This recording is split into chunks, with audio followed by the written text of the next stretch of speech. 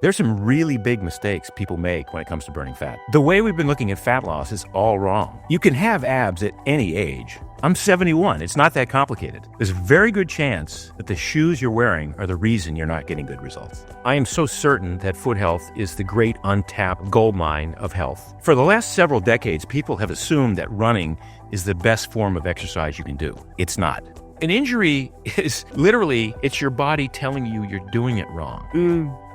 My guest today is back after 10 years. It's almost 10 years to the day that I had Mark Sisson here on the show. He's been making a mark in the fitness industry for more than 30 years, from creating supplements to the Primal Blueprint, which for so many people was the gospel, not to mention Mark's Daily Apple, a blog that everybody who's in the fitness space subscribed to. In that original episode that I did with Mark 10 years ago, so many of the fundamental principles he shared with me are things that everyone's talking about today. He's always been ahead of his time. He is a New York Times bestselling author, the author of the Keto Reset Diet, 2 meals a day, and his latest book, Born to Walk. My guest today knows a thing or two about how to live with vitality and how to help you do the same. Without further ado, my friend, Mark Sisson. Hey, Chalene, thanks for having me. Isn't that crazy? It's been 10 years to the day. It is to the day. Almost to the day. Well, let's call it to the day, but that's amazing. Right? That is amazing. So much has happened in that time. Yeah, and I kind of feel like I have to eat a little bit of crow because I re-listened to that episode that was 10 years ago, and you talked about the importance of just walking, which I thought I invented walking. Like 2 years ago, I thought I invented walking. You talked about wearing a walking vest. Yes. 10 years ago. Walking, you were recording, I think, part of it on a walking desk. When I interviewed you originally, I was running a lot. Mm-hmm. And I had plantar fasciitis. I was always injured. I think probably a lot of that had to do with the way I was eating too and not resting, et cetera. But I have believed up until just a couple of years ago, no matter what I was hearing, that the way to burn the most calories was to run. Yeah. And then, my body stopped allowing me to run. Like I just realized every time I ran, I would be out of commission for a couple days. My psyche was like, that's a bummer. You're getting old and now you're not going to be able to get as good of a workout. Right. Tell me how my beliefs have been wrong. Well, first of all, running is a great way to burn calories. The problem is the types of calories that we burn while we're running. For most people train at a level that's too stressful.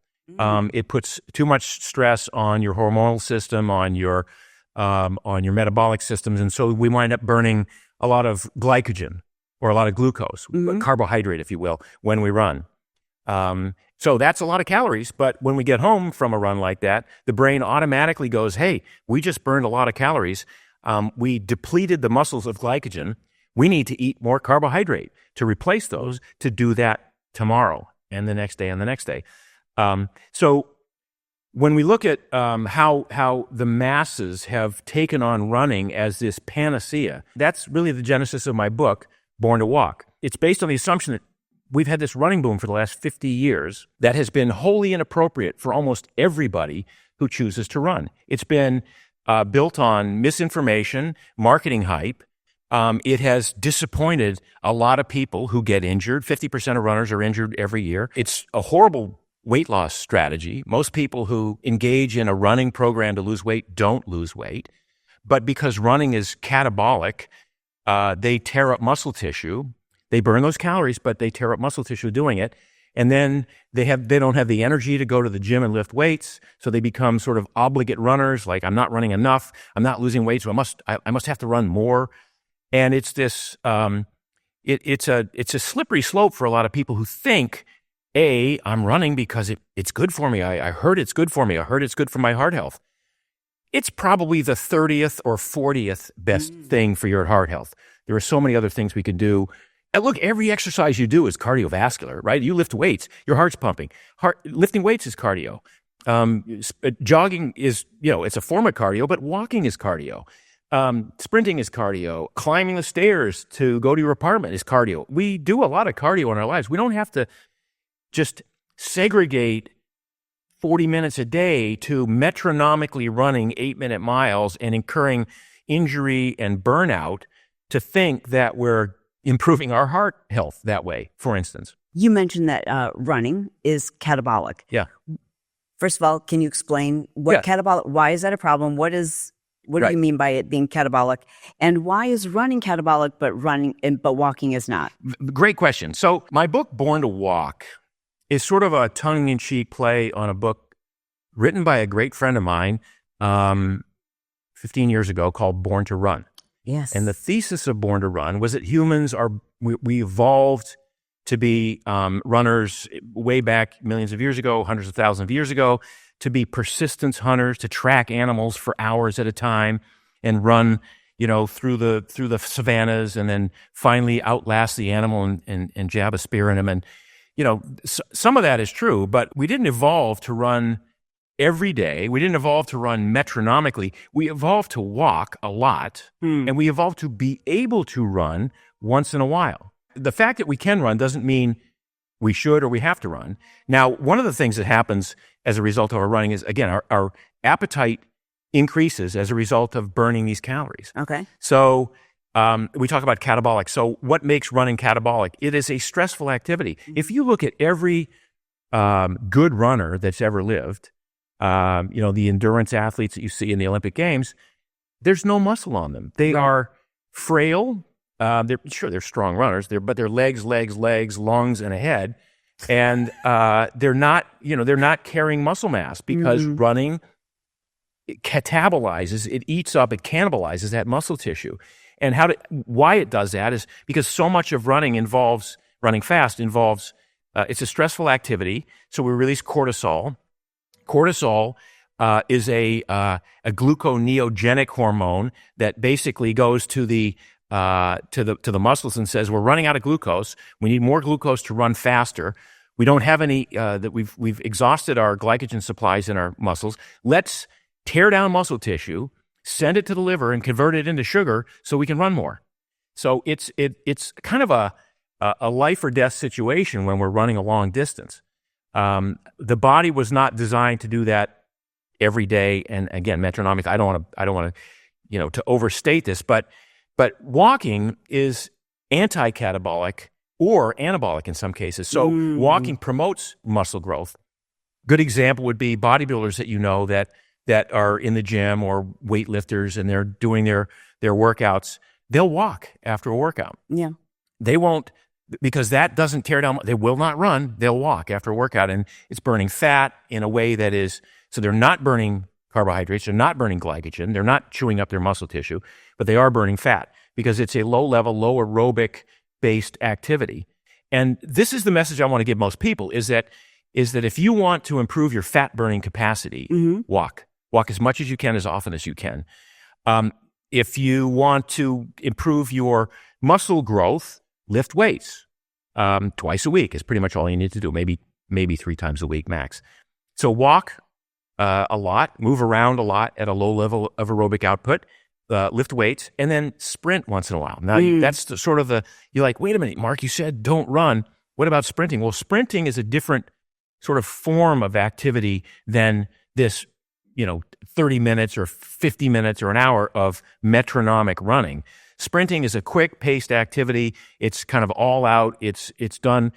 When you sprint, you sort of have to run with good form. You have to run on the balls of your feet. Whereas if you're jogging or you're running slowly, you typically will have bad form.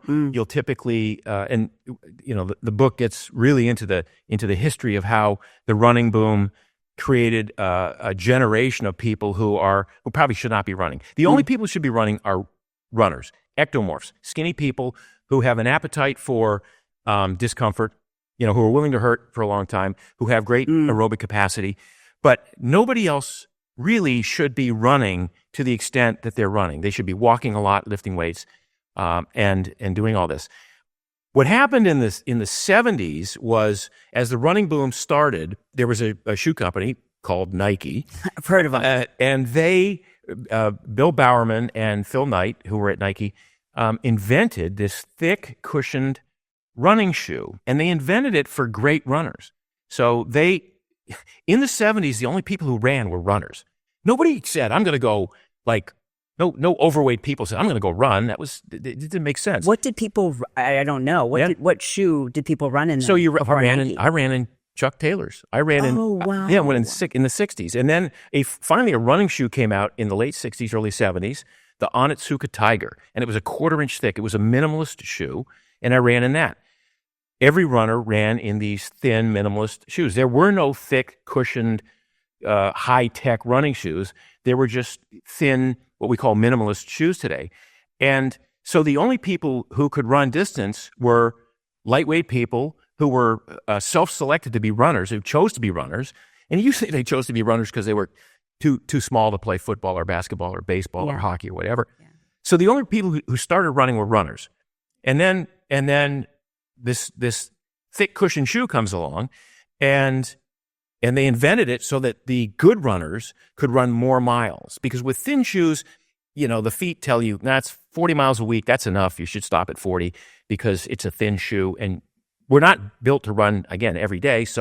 But our elite runners wanted to run 50, 80, 100, 120 miles a week. Mm-hmm. So these thick shoes enable them to put in more miles with good form. And that's the big difference. So the good runners with these thick shoes with good form. Well, now along comes Jim Fixx, writes a book on running and how good it is. Ken Cooper writes his book on aerobics, which suggests that the more of this activity that you do, the higher your heart rate gets, the better it is for your longevity.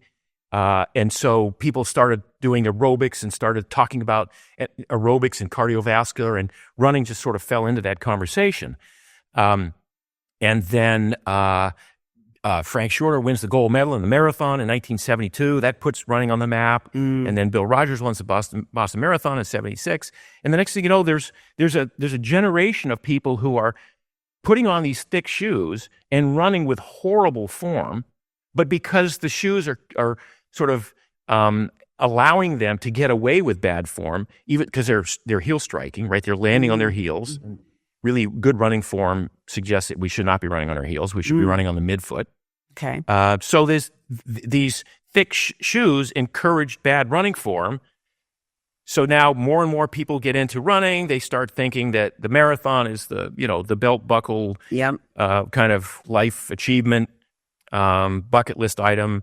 But over the years, the number of running injuries has not decreased. The same number of percentage of runners get injured because of these high-tech cushion shoes, perhaps more than if they were just wearing minimalist footwear. The average finish time for a marathon now is like 4 hours and 30 minutes, which is most people could walk that fast. So I would say, why would you shake up and down and jar yourself with bad form and encourage injury when you can walk comfortably, have a conversation with a friend, and have it be positive for your health and your mindset and your digestion and everything else that goes along with this. It's such a mind shift for me. I mean, despite the fact that I've heard this and have seen the science, for me, it took a while. It took my body changing for me to believe that it was true, because we've so been, especially women in my generation, we've just been brainwashed to believe,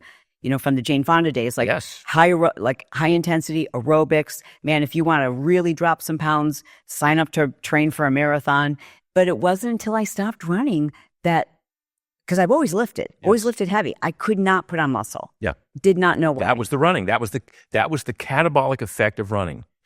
I was a top marathoner in the 70s, like one of the best in the country. And I weighed 32 pounds less than I weigh now. Same body fat. And I was big for a marathoner. So I probably should have weighed 10 pounds less than that. I raced at 140. I weigh 172 now. I probably should have raced at 130. I'm 5'10". And I lifted weights. I was probably the strongest marathoner of the elite class in the U.S. I lifted weights religiously. But I couldn't get above 140 pounds because I was tearing it up with all the running I was doing. It's stressful to the body. Running is inflammatory. It's inflammatory. It's stressful. It created digestive issues with me as well. We can talk about that later on. And ultimately, I had to retire because of the shoes I was wearing. Those same thick shoes that allowed me to run 130 miles a week. I ran 100 miles a week for 7 years. Ultimately led me to have to retire from competition because I got injured. Mm. Why do I have to sprint then?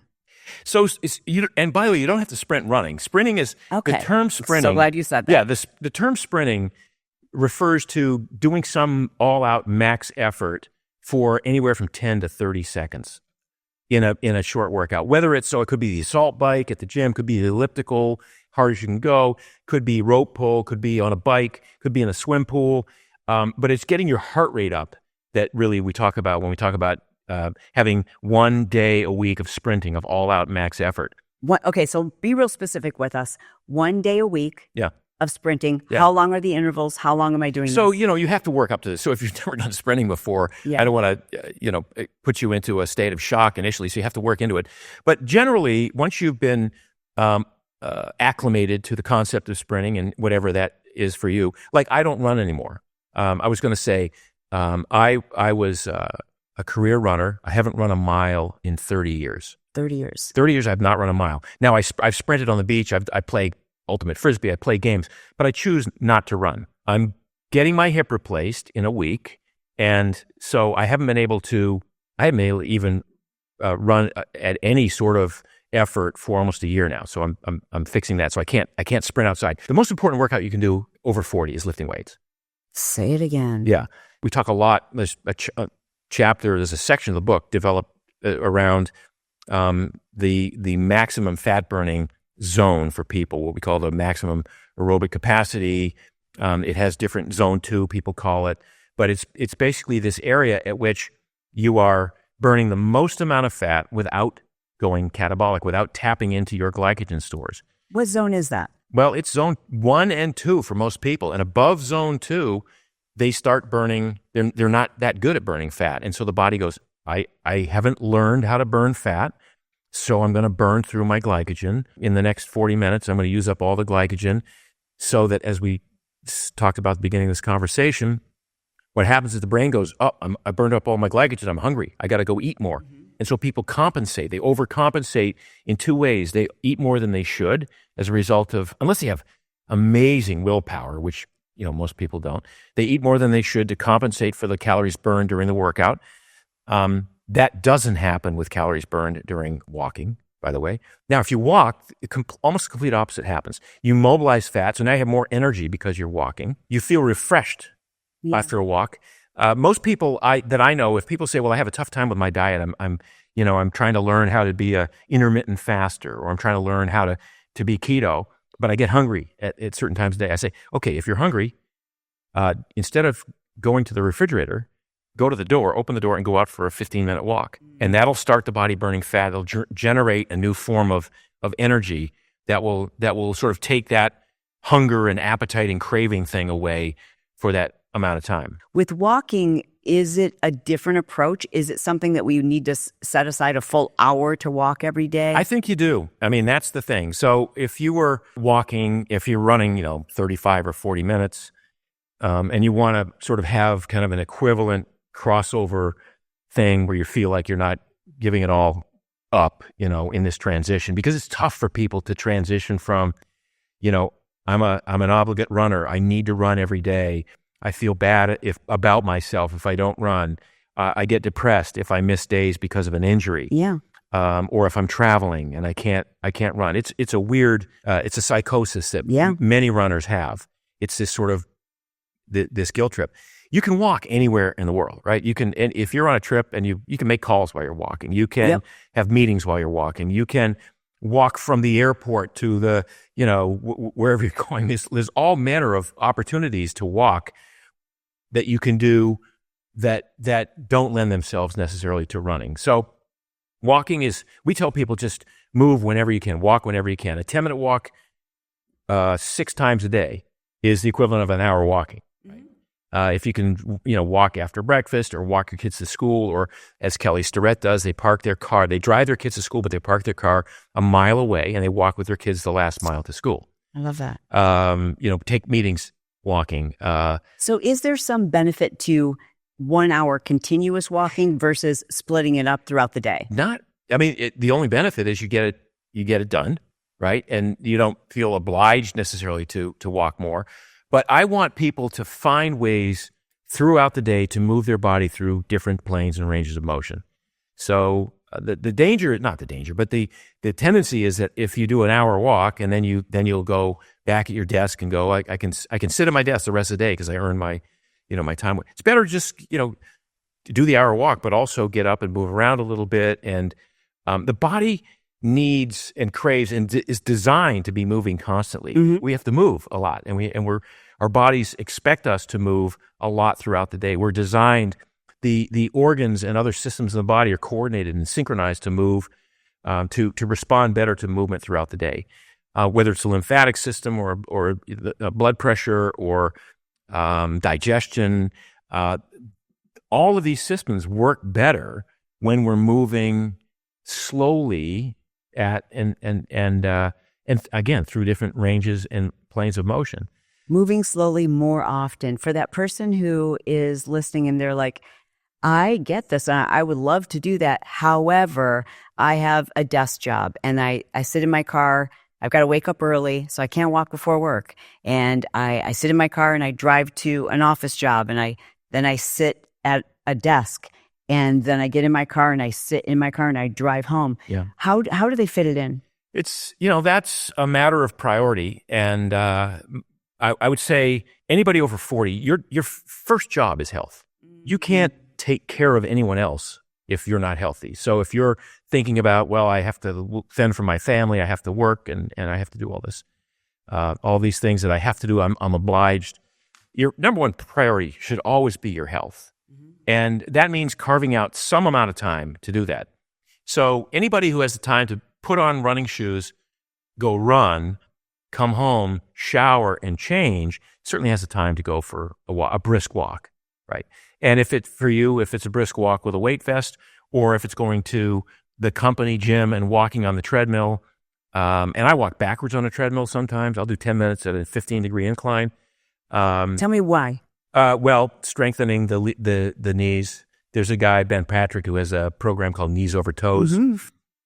and he's a big fan of walking backwards to strengthen the tibialis, the front of the forefoot, the shin, and the lower feet, obviously, and the knees.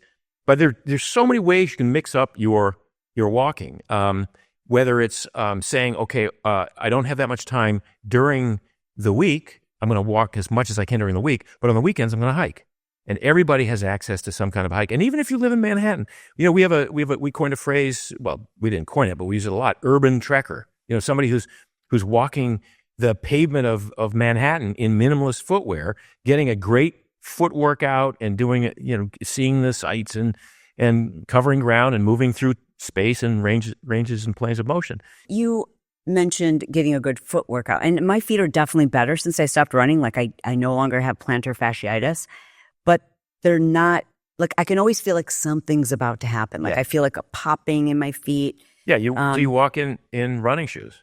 Yeah, and they're like a and this is cloud. So part of our book is centered around foot health and foot strength and how critical this is to everyone's not just overall health, but look, our connection with the universe starts with the bottoms of our feet and feeling the ground underneath. If we can't feel the temperature, the tilt, the texture of the ground underneath, our brain has no information on exactly how to orchestrate the kinetic chain. The kinetic chain is that organization of the tendons and ligaments and muscles and joints and bones from the bottoms of the feet up through the neck. The kinetic chain requires information from the bottoms of the feet. That's why we have 10,000 sensory nerve endings in our feet that literally designed through evolution to inform the brain of exactly how do I scrunch my arch when I step on this rock? How much do I flex or bend my toes?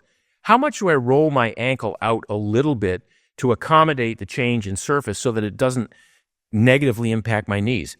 How much am I able to bend my knees? Do I have to bend them a lot to absorb the shock or just a little bit to absorb the shock? How much do I twist my hip to absorb the shock or the trauma of that footfall? Whether you're walking or running or sprinting or jumping or dancing, the feet ought to be getting information from the ground, which is why we're huge fans of minimalist footwear. So then, what am I doing then? Or what damage have I done? Because like right now, I'm so scared almost to wear shoes if I don't have my orthotics in them. Am I putting a Band-Aid on a problem? Like, is it possible for me to have stronger feet? No, or have I already messed them up? No, you haven't. Well, you haven't messed them up. I mean, what's happened is they've atrophied. So it's like saying to somebody who hasn't trained in the gym for 40 years, "Am I screwed because my biceps are gone?" And no, everything you do from this day forward is going to build a stronger body in the gym. With walking and with footwear, most people have compromised their foot health over decades of wearing tight, restrictive, great-looking shoes. That I love it. So this is not how my foot was designed to be. Your foot was absolutely not designed that way. And the more time you spend in that, the more compromised your foot health becomes.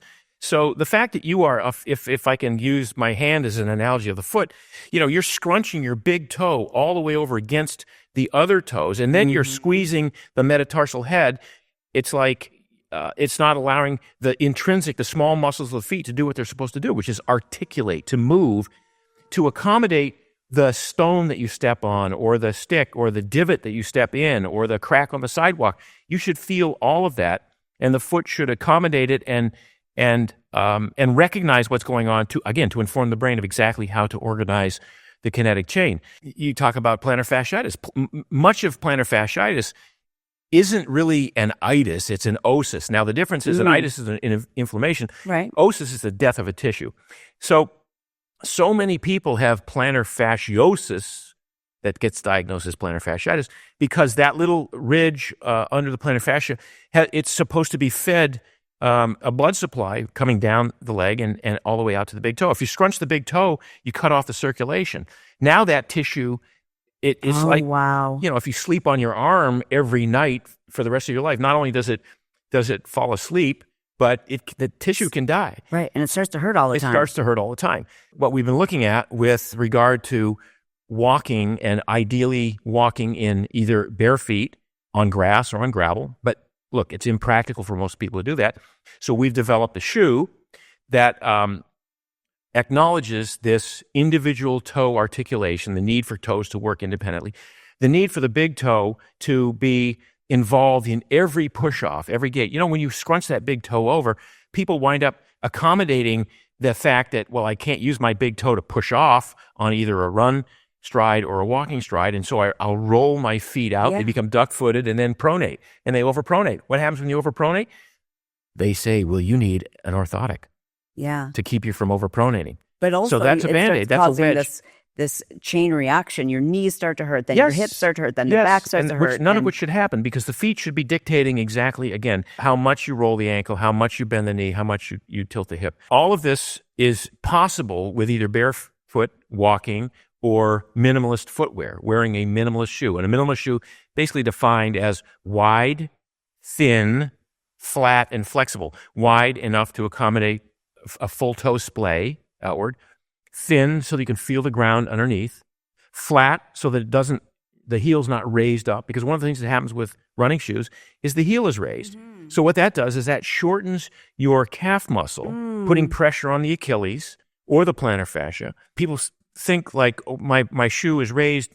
They talk about it like it being a good thing. Yeah. It's not a good thing. It's a bad thing. You want that full range of motion in your foot.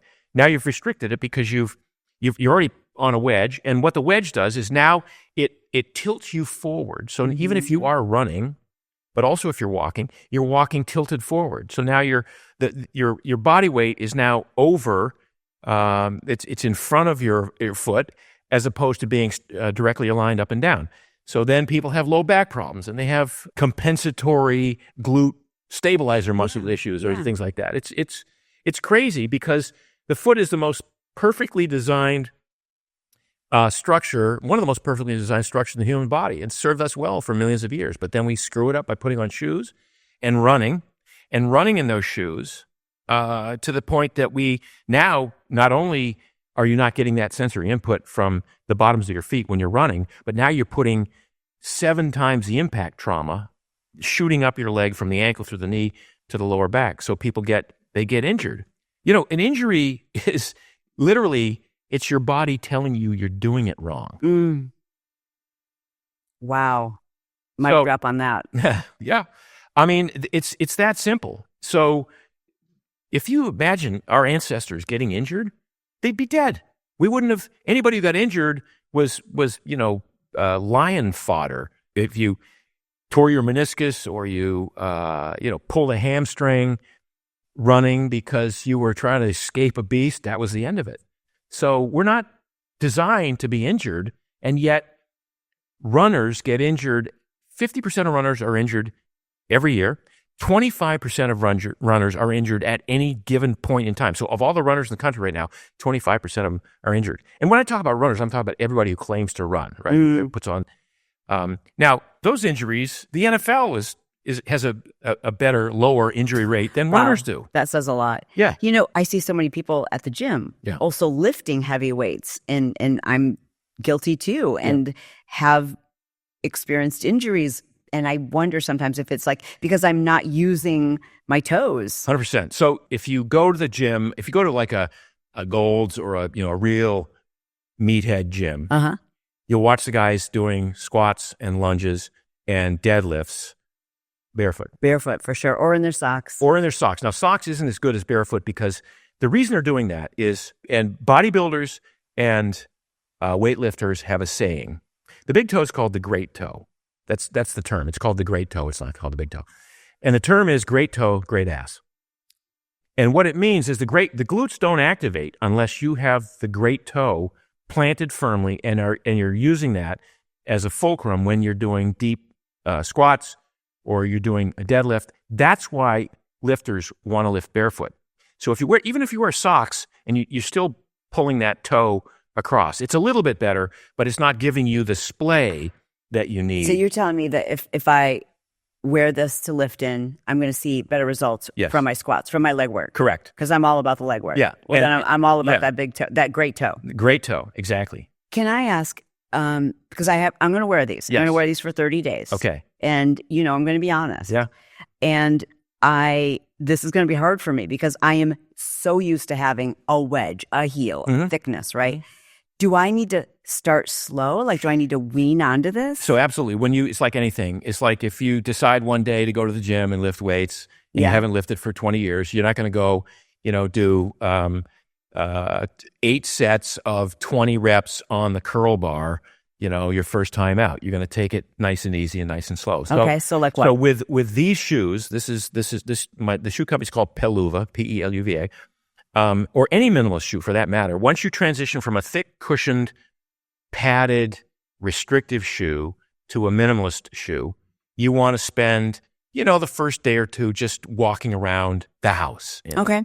And just getting used to the feeling and going up and down the stairs and feeling how oh my gosh, my arches actually work when I walk up and down stairs, By the second or third day, you'll feel like going for a walk. Some people walk the dog and that's their first opportunity. Other people walk if your feet are trained, you could go out and walk in these 2 or 3 miles the first day. But at some point you want to be able to work your way into this. So it's just like a weighted vest. It's like anything. You just work your way up to it. You work your way up to it, but you work up pretty quickly. Your muscles respond pretty quickly.